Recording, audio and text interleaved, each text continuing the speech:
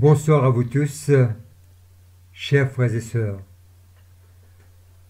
Quand nous réunissons dans la présence de notre Dieu pour ce temps de prière, notre journée s'achève et avec gratitude nous venons dire merci pour tout ce que nous avons pu accomplir jusqu'ici. Laissons le Saint-Esprit de Dieu nous guider en cette prière du soir.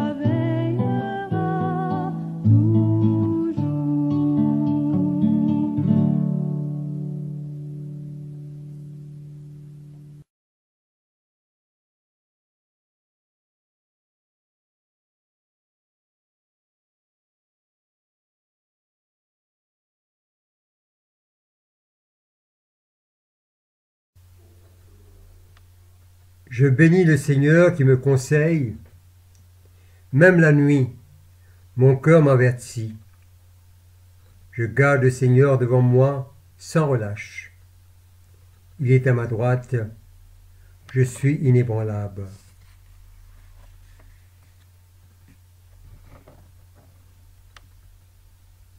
Chers amis dans le Christ, en silence et en présence de Dieu Tout-Puissant, et d'un cœur docile et pénitent, confessons nos péchés, pour que dans sa bonté infinie et sa miséricorde, il nous accorde le pardon.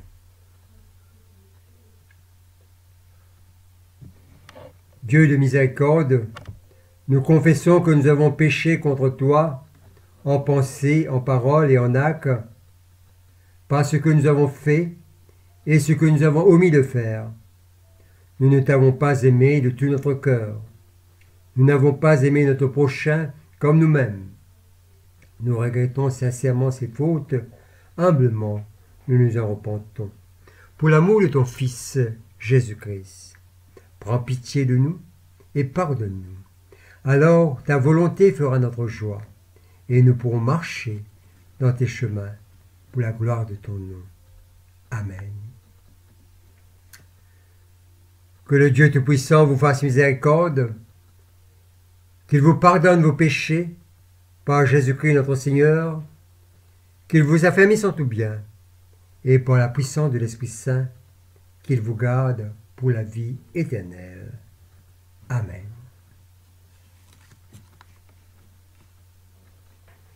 Dieu, viens à mon aide, Seigneur, à mon secours. Gloire au Père et au Fils et au Saint-Esprit, au Dieu qui est, qui était et qui vient, pour les siècles et des siècles. Amen. Ensemble, nous allons dire l'hymne Joie et lumière. Joie et lumière de la gloire éternelle du Père, le Très-Haut, le Très-Saint, ô Jésus-Christ. Parvenu à la fin de ce jour, contemplant cette clarté dans le soir, nous chantons le Père et le Fils et le Saint-Esprit de Dieu. Oui, tu es digne d'être chanté dans tous les temps par des voix sanctifiées. Fils de Dieu qui donne vie, tout l'univers te rend gloire.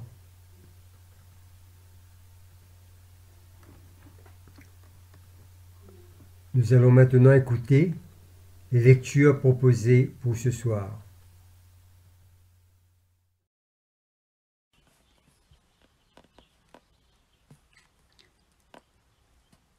This reading is from the book of Wisdom.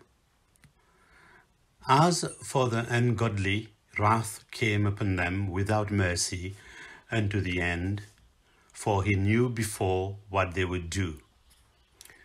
How that having given them leave to depart, and sent them hastily away, they would repent and pursue them. For whilst they were yet mourning and making lamentation at the graves of the dead, they added another foolish device, and pursued them as fugitives, whom they had entreated to be gone. For the destiny whereof they were worthy drew them unto this end, and made them forget the things that had already happened, that they might fulfill the punishment which was wanting to their torments. And that thy people might pass a wonderful way, but they might find a strange death. For the whole creature in his proper kind was fashioned again anew, serving the peculiar commandments that were given unto them, that thy children might be kept without hurt. As namely a cloud shadowing the camp, and where water stood before, dry land appeared, and out of the Red Sea a way without impediment, and out of the violent stream a green field, wherethrough all the people went that were defended with thy hand, seeing thy marvellous strange wonders. For they went at large like horses, and leaped like lambs, praising thee, O Lord, who hadst delivered them. For they were yet mindful of the things that were done, while they sojourned into the strange land, how the ground brought forth flies instead of cattle, and how the river cast up a multitude of frogs instead of fishes. But afterwards they saw a new generation of foals, when, being led with their appetite, they asked delicate meats.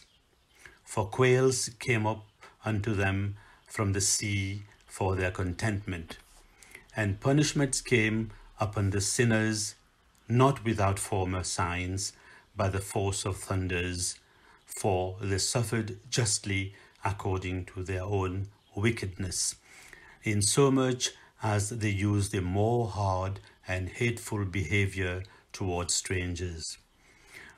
For the Sodomites did not receive those whom they knew not, when they came, but these brought friends into bondage that had well deserved of them.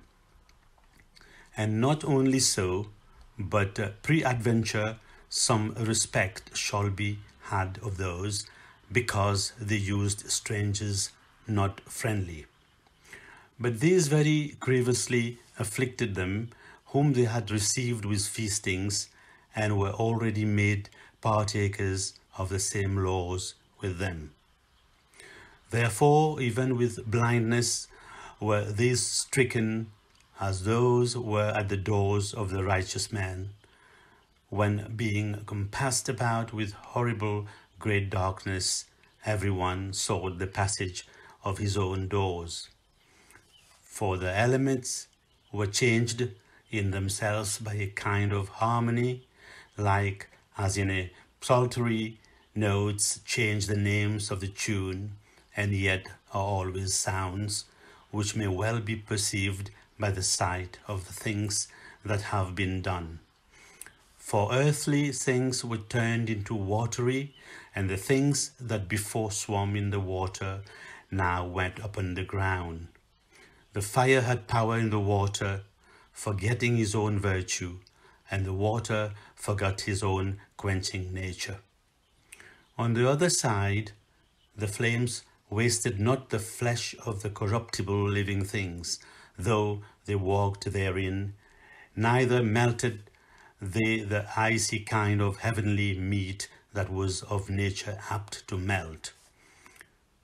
For all things, O Lord, thou didst magnify thy people, and glorify them, neither didst thou lightly regard them, but didst assist them in every time and place. Here ends the lesson. Lecture de Marc, chapitre 13, versets 24 à 31. En ces jours-là, après ce temps de détresse, le soleil s'obscurcira, la lune ne donnera plus sa clarté. Les étoiles tomberont du ciel, et les puissances qui sont dans les cieux seront ébranlées. Alors, on verra le Fils de l'homme arriver parmi les nuages avec beaucoup de puissance et de gloire. Il enverra les anges aux quatre coins de la terre pour rassembler ceux qu'il a choisis d'un bout du monde à l'autre.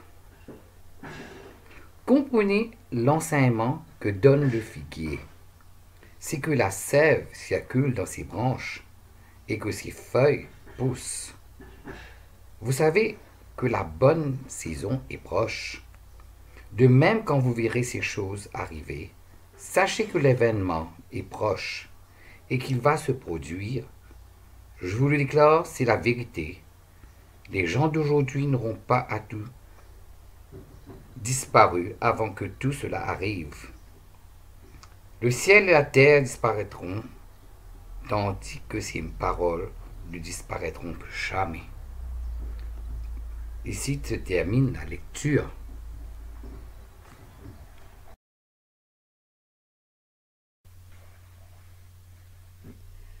La lecture de l'évangile de ce soir nous demande de veiller, d'être en éveil.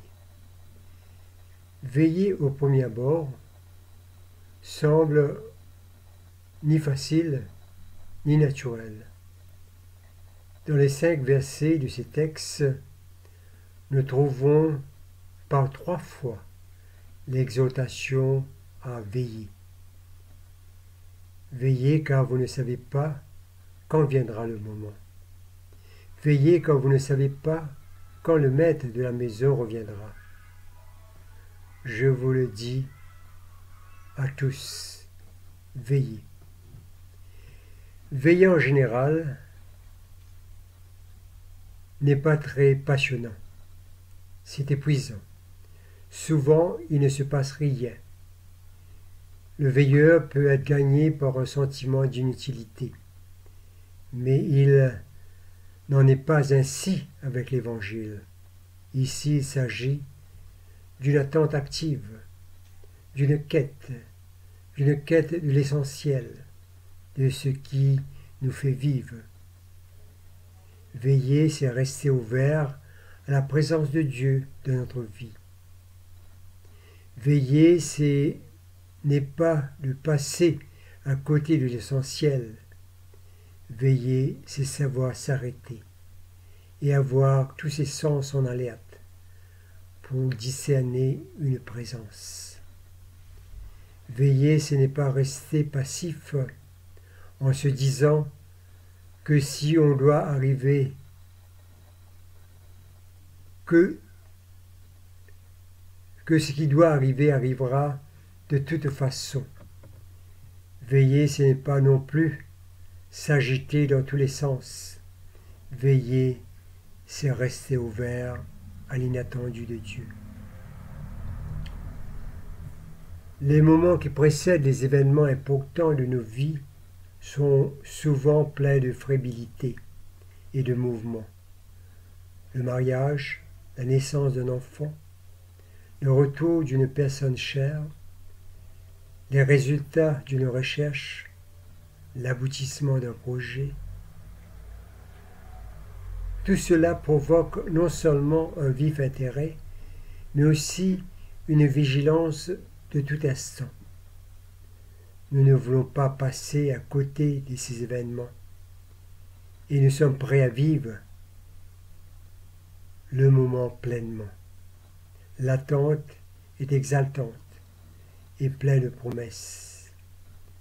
Il en est ainsi du jour du Seigneur. Sa venue nous apporte joie et paix, espérance en des jours meilleurs, mais surtout l'assurance de la vie éternelle. Veillez sur nous rendre attentifs à ce qui précède la venue du Seigneur dans nos vies. Prenez garde, veillez, car vous ne savez pas quand l'heure viendra. Il est bon que la venue du Seigneur trouve notre cœur accueillant et désireux de se donner entièrement à lui. Il est impératif aussi que le serviteur soit trouvé en tenue de service. Si Jésus insiste sur la nécessité d'être éveillé, c'est parce qu'il savait que, de par notre nature humaine, nous avons tendance à nous assouplir spirituellement. Un regard sincère nous dira que des fois l'Église est pleine de chrétiens qui dorment la plupart du temps pour se réveiller à l'occasion, se frotter les yeux, faire un peu de bruit, puis se redormir à nouveau. Nous avons besoin de veiller en permanence pour ne pas tomber dans la somnolence. La devise de notre diocèse nous rappelle « Levons-nous et ensemble bâtissons le royaume de Dieu.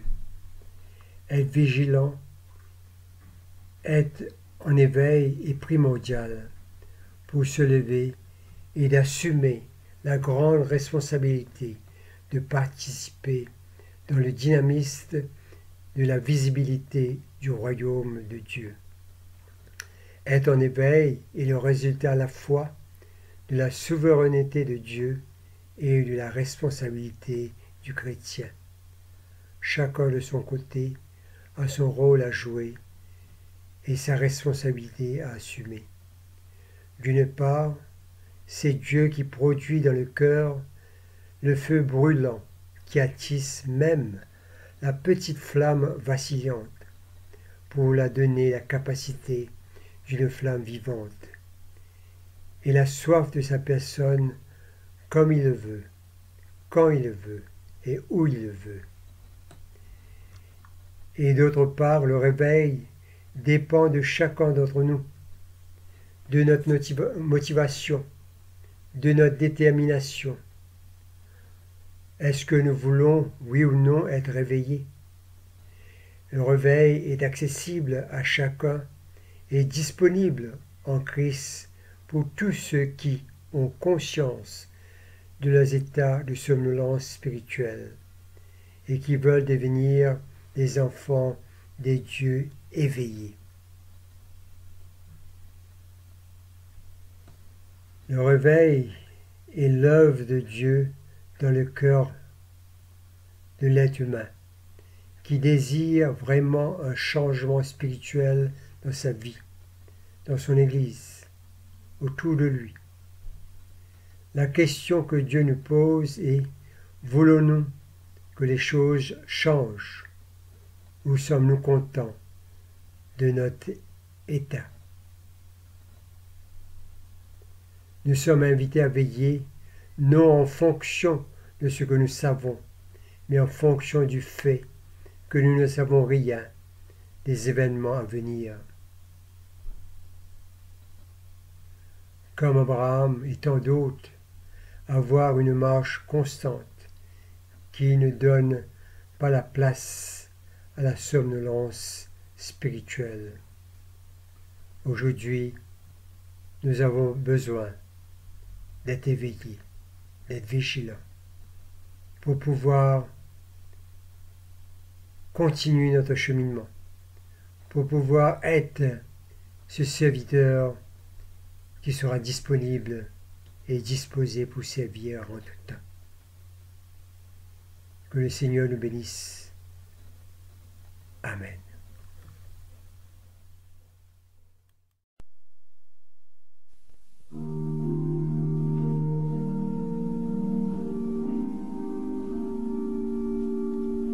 Sauve-nous, Seigneur, quand nous veillons. Garde-nous, Seigneur, quand nous dormons. Et nous veillerons avec le Christ, et nous reposerons en paix.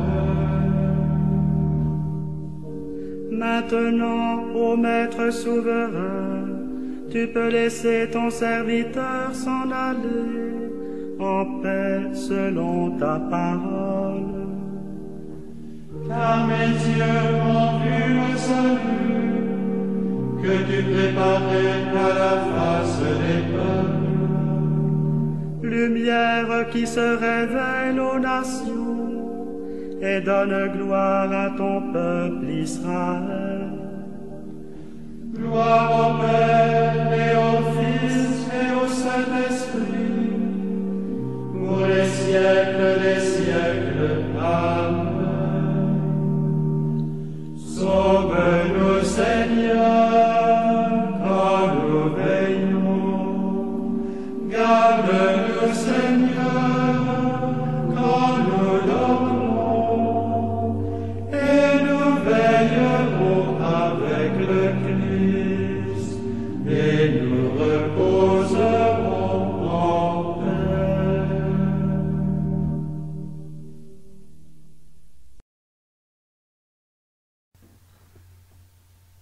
Ensemble, nous disons le symbole des apôtres.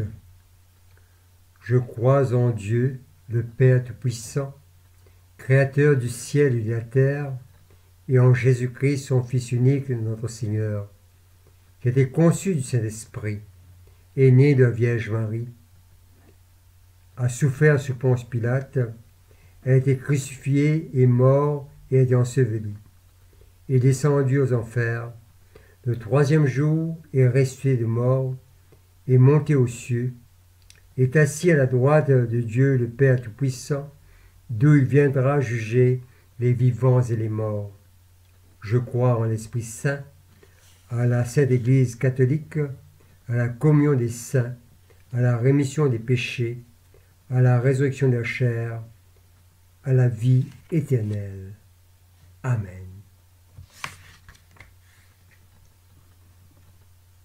Le Seigneur soit avec vous et avec votre esprit. Prions le Seigneur.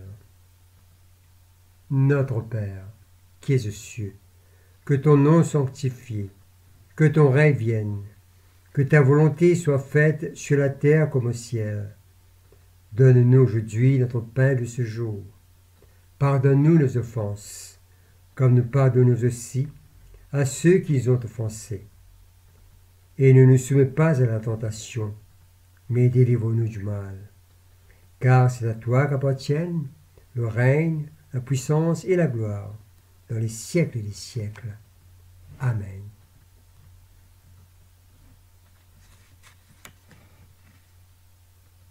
Nous disons la série de l'invocation B. Demandons au Seigneur que ce soir tout entier soit parfait, saint, paisible et sans péché. Nous t'en supplions, Seigneur. Que tes saints anges nous conduisent dans les voies de la paix et de la bonne volonté. Nous t'en supplions, Seigneur. Que nous obtenions le pardon de nos péchés et la rémission de nos fautes. Nous t'en supplions, Seigneur. Que tu accordes la paix à ton Église et au monde entier. Nous t'en supplions, Seigneur. Que notre vie ait une fin chrétienne dans la foi et le respect de ton nom, et que nous ne soyons pas condamnés au redoutable tribunal du Christ. Nous t'en supplions, Seigneur. Que nous soyons réunis par le Saint-Esprit à la communion des tous tes saints. Nous confions les uns les autres au Christ en lui offrant toute notre vie. Nous t'en supplions, Seigneur.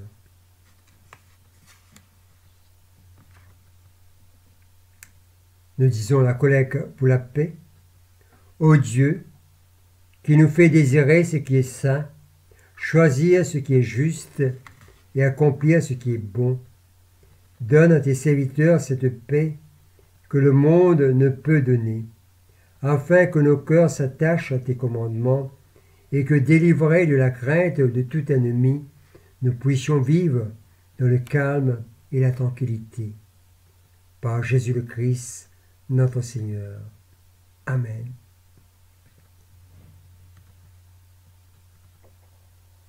Collecte pour demander la présence du Christ. Reste avec nous, Seigneur, car il se fait tard, et déjà le jour baisse. Sois notre compagnon sur la route, enflamme notre cœur, ravive notre espérance, pour que nous te découvrions dans les Écritures et dans le pain partagé. Nous te le demandons dans ta tendresse. Amen. Nous disons l'action de grâce. Dieu Tout-Puissant, Père de miséricorde, nous te rendons grâce de ta bonté et de ton amour envers nous, tes serviteurs indignes, et envers tous ceux que tu as faits. Nous te bénissons parce que tu nous as créés, tu nous protèges, et tu nous combles des bienfaits de cette vie, mais surtout parce que, dans ton amour inépuisable, tu as racheté le monde par ton Fils Jésus-Christ, et tu nous donnes les moyens de recevoir ta grâce et l'espérance de la gloire sans fin. Nous t'en prions, rends-nous sensibles à ta miséricorde, pour que nous te rendions gloire d'un cœur reconnaissant, non seulement de nos lèvres, mais par toute notre vie, en nous mettant à ton service et en marchant devant toi dans la justice et la sainteté tout au long de nos jours. Nous te le demandons par ton Fils, Jésus le Christ, notre Seigneur.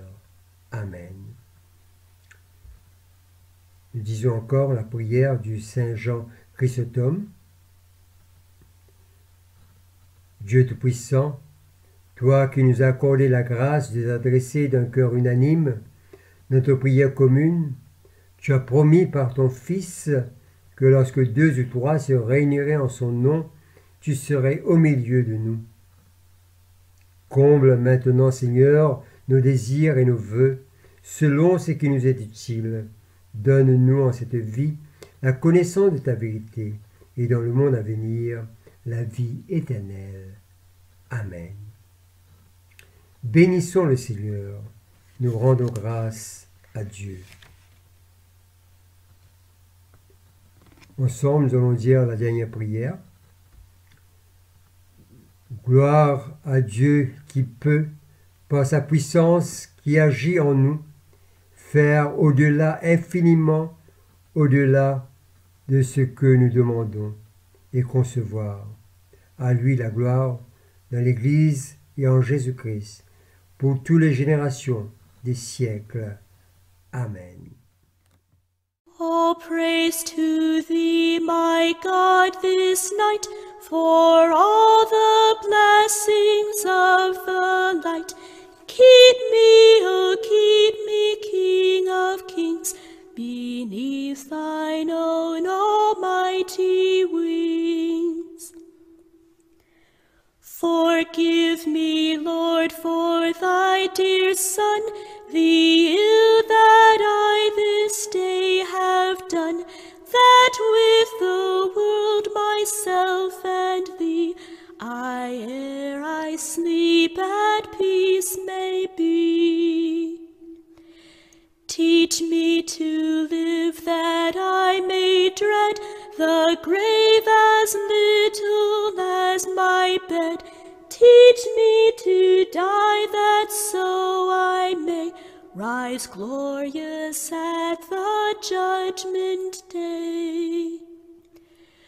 Praise God from whom all blessings flow. Praise him, all creatures here below. Praise him above, ye heavenly host. Praise Father, Son, and Holy